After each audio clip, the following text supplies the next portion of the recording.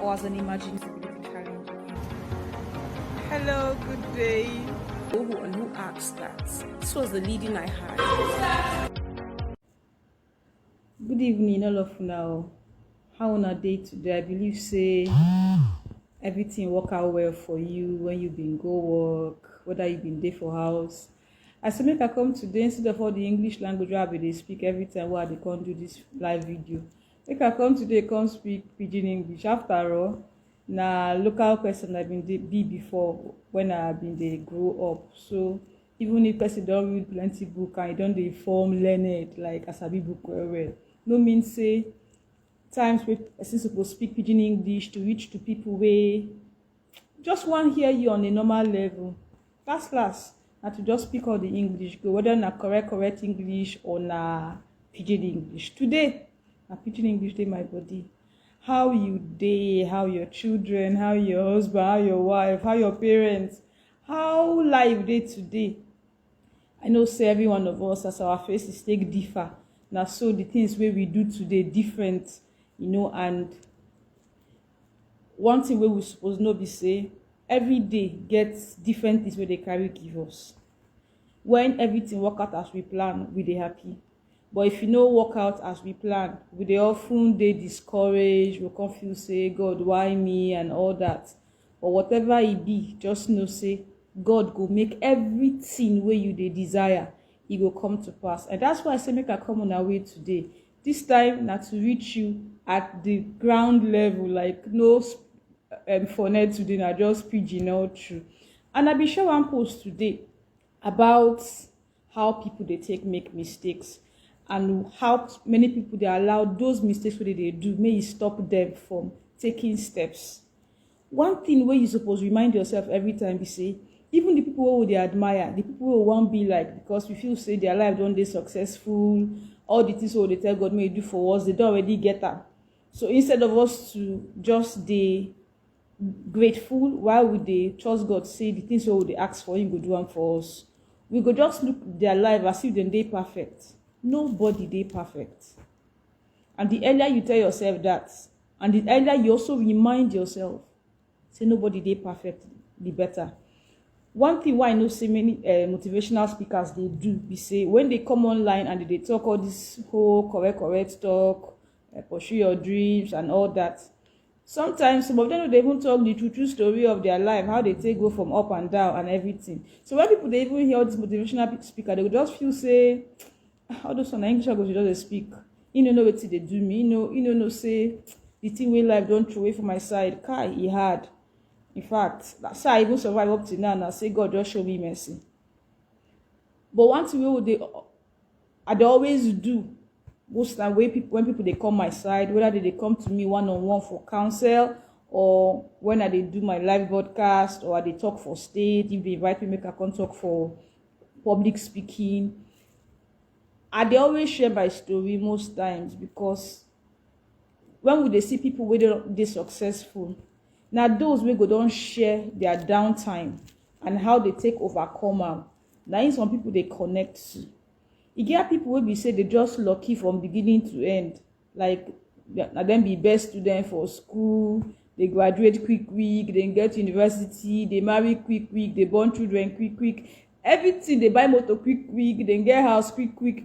Everything where they just want, they just lucky. Everything just they work out sharp for them. For some, na long story. You go work out fast sometimes you go just hard like say God now wait see now. All join. Whether your own sharp or your own dey slow, just know say God know your life before he born you, your father and your mother born you, and he himself go arrange everything for your life. And that's what they talk about today. How you they take respond to your past mistakes? How you they take cope? How you they take adjust? Many of us, I say many of us, none of us, even those wey be say then they lucky, everything does this work out well for them as they want. They get private issues where they don't go come tell you for public. Maybe their challenge or their mistake or something we go fit make them worry or cry when nobody dey. But all we go dey see for front when we see them na the success part, everything does work out well. Now the question wey I wan ask you, when life throw you situation, when things no work out the way you want, how you go take respond? One of the things wey I write today for the post wey I write be say, I don make mistake before. No be every time I don take right decision, whether na for my personal life or for my work or for my career or for my business or even for my work with God. No be every time I don do am right. I be Christian, and that's why I use the word work with God, because there are times where I feel say God dey expect high calling like grace. I expect say you suppose don reach one higher level pass where you dey now, and maybe the cares of life or challenges or distractions dey make me sometimes dey feel say I dey fall short. Say those times dey happen no mean say I go come feel say make God don give up on me. I no go pray again, I no go read Bible again. Even with all this whole error wey go happen, I go still come back to God, say, God, I make mistake today. I been supposed read Bible, I been supposed pray, I been supposed call that person wey tell me say e dey discouraged, make I encourage am, but I no do any of them. When all those things happen, I dey remind you say every one of us dey make mistake. Is it for business or decision? Sometimes we go don vex sharp, and the vex go don dey heated, and people go dey wonder, now why you take the vex like this? And later when you come think back, say, Grace, why you be take vex like that now? Situations go happen, and that's why they tell you say everybody dey make mistake. Everybody, nobody dey immune to mistake. The difference be say when you make mistake, how you dey take respond to am? That's where many of us dey fail short. E get one time wey be say I be part of some outreach. I don do plenty outreach. I don do outreach for secondary school, I don do outreach for orphanage, I don do outreach to widows, I don organize like crusade for one village, and over 400 people come to attend that program.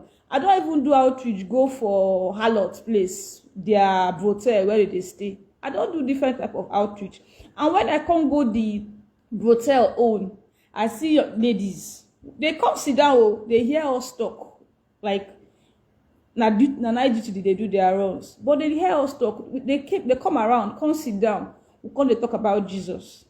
Me, I never do runs. I no do runs. I no spoil reach that type. But here I am, I be Christian. I say I want preach. I no go just come they just tell them say I dey disappointed in you, so na runs you they do and all that. I had to just share my own story of challenge wey life don bring my way, and how I don take some time to this point. E get one lady wey as we dey talk, she come dey cry, she come dey feel bad, say this life wey she dey live no be wetin she wan live. And one thing wey many of us dey forget be say when people dey come to us, when people dey overwhelmed by wetin life don do bring their path, no be everybody get very good coping mechanism. Some go just look for the easiest way out. And that's why they ask you, say, nobody dey right. Nobody go say e dey perfect, I never do any mistake at all. None of us dey perfect. Na God dey perfect. All of us be, we dey try to dey more and more like God. We dey try to pray every time, say, God, I get this weakness, so I get this shortcoming. Help me make I dey better past how I take day before. Now the target where all of us get. And that's why they ask you this question: which mistake you don't do before, where they make you feel like, say, we no go do again, like, God, I don't try. Which mistake you don't do? Irrespective of how the mistake take day, whether na big thing or one big error where you don't do or na small one, e no big for God to change you. E no big for God to transform your life. I dey talk the story of the outreach where I do go hotel where Ashawo girls they stay. Now so the other ladies wey and some other guys who will follow for church come do the outreach. They go just talk their own, go and do everything in Bible. Me, I just call the talk story of everything way. Sometimes life go just hard like that. How you go take respond? And with that, I dey pray for my heart, God, touch these women. I don't know, I want to preach to them. Yes, I feel just come, just they preach straight. Jesus loves you and all that. But now God go feel change heart. Wetin make me dey share this story be say, I read one story yesterday about one man and his wife. Now pastors they be, but the people wey God don't direct them, say maybe they preach to na drunkards, drug addicts, ashawo people wey be say society don't look at them like this one no get hope, wetin others they do better things with their life, this one na runs they do, na drugs they take, na agberos they be and all that. But now the people where God put for that pastor and his wife heart to go they reach out to. When I see the story, I can't read and down. And one thing which struck me be say, the lady which shared the story talk say, one of the days the pastor wife come church, wear one crazy top, and the jeans where she come that day now, like this kind of jeans where get tear. I don't know how they take all the jeans, but all those jeans where we say go tear for one side, tear, like crazy jeans. She called the one that said, which kind of pastor be this? Pastor wife be this way, go carry tear jeans, come church. Now later, and so after church, you can see all these boys where they invite come church, and where they smoke Igbo and all that. They go just sit down after church outside, they still they drink. She got the wonder, say wetin happen. Now later, one person will be member of the church can't tell them, say no, say the main aim of this ministry not to reach out to drug addicts, not to reach out to people where they involved in drug abuse, they live promiscuous, and that's why the aim of that pastor and his wife not to say anybody come as you are, because them man know say to change man, to change woman, to change person from their bad life to their good life, not only God feed one. And when I come read the story, come make me remember one story where they share for Bible about Peter, when God tell and say make he go see Cornelius. And when Peter see the vision of unclean animals, he can't say, God forbid, say, he no go fear associate himself with that kind of thing. Now correct person he be. And God come tell and say, no call waiter, I don't call clean unclean. The reason why they share this story be say, sometimes the people where God will direct us to, they no go they tush like us. They no go don't read book like us. They no go don't travel abroad like us. They feel just they local, like when I mean local, over local, now they go they. But what I go feed do to reach out to those people? Because none of us they perfect. Every one of us don't make mistake. The difference between us and some people be say, despite the mistakes we don't make, we don't allow those mistakes to define our lives. And that's why I'm telling you that as you take don't learn, as you take don't improve your life, for those who still allow their mistake define them, please, don't allow those mistakes affect you. If now where you supposed to pray, tell God, say, make it help you. I beg. May you tell God, may he help you. But whatever it be, just remember something. Say, nothing will stop the plan of God from getting fulfilled in your life. Now, only if you feel, say, that mistake where you don't become defining factor. When I talk about defining factor, some people don't make career mistake. I know one boy will become, be send me message, say, he don't spend like about 4 years or so for house, say they wait for admission for medicine. I could ask her one question. All these 4 years where they work, where you they wait for admission, what do you do? You learn work, he say no. You learn trade, he say no. Okay, now job don't the right things. All the job where you don't the right, is it that they don't give you admission at all? He say, they give him one admission, but the cost they give you nobody you want, he reject them. Say it must be medicine or nothing. I could ask and say those 4 years we don't pass. Because you don't do anything productive. Now 4 years we don't go. He can't they regret, say, if he know for those periods where they wait for medicine, if you don't either learn trade or even the admission where you get, if you don't collect the admission, go, I can't tell and say, look, we know if you go back, we know if you go past, go correct error. Waiting you owe yourself now to take steps from today. And now make me they ask you that question. Which mistake where you don't make before, they make you find that difficult. Maybe say, you know if you take correct step now towards making improvement. I don't share one story about myself plenty times. When I've been in secondary school, I know sabi book, like nothing. My first WAEC, I failed physics, I failed chemistry, I failed biology, I failed maths, I failed English. Not only food and nutrition I passed. At that time, my fat were not being now I just like they thought so that because I like food, they make me pass food and nutrition. And my mother talk say, that time, what did her mind as my mother be say, this girl will not get head for book. Make her go register her for catering or shower handwork as per my head no day for book. But even in the midst of that failure or that mistake or that error what I don't they make, I still they pray to God for my mind. Say, God, now school I won't go. And wetin make the difference? I no allow that failure, that error, that mistake wey happen for that phase of my life define my life. Some of us, the problem we dey get be say, when we get that weakness or that challenge or that mistake wey we don't do, instead of us to associate ourselves with people wey better pass us, people wey don't make progress for that aspect, we go just stay with people wey be say, when we tell them our story, they go just dey tell us, no only you fail now. Last we go, all of us go survive. Instead of you to meet people wey, when they hear a story of say, okay, you don't make mistake, you don't fail, they go encourage you to do better. They go tell you how you go take overcome that mistake, that thing when you no do well. Now it be the difference. And I make people they tell you, say, which mistake you don't do, which error you don't commit, waiting e be. I don't know what e be. As our face take different, they always talk about. Now so the thing way life they carry come our side. Now so they take different. But one thing that they remind you be say, every one of us don't make mistake. Me when they talk like this, I don't make mistake. But which I they tell God every day, even for my career, my finance, every aspect of my life, they say, I don't want that mistake what I do yesterday make him become one block or one mountain where I no go fit come take step again towards my future. Mistakes happen, but make it no define you. Make it no define you. And that's why they ask you this question: why you they allow that error, that mistake, that thing where you don't do? Why you they allow and stop you? Why you they allow and stop you? Let me make me they ask this question: why you they allow that thing stop you? One thing I go remind you before I walk out from your face this evening be say, if those kind of things happen, no stay with people where go clap for you, say, the mistake where you do, no go only you do am. The reason why they make all those ladies way, I tell you, say when I start my story, say I go do outreach and the place where I go na hotel where I shower girls day. One thing we don't make some of these girls never live there be say, after they don't decide, say they want to change their life, they don't want to do this kind of once again, they go still stay for that space because they don't get a house to go to.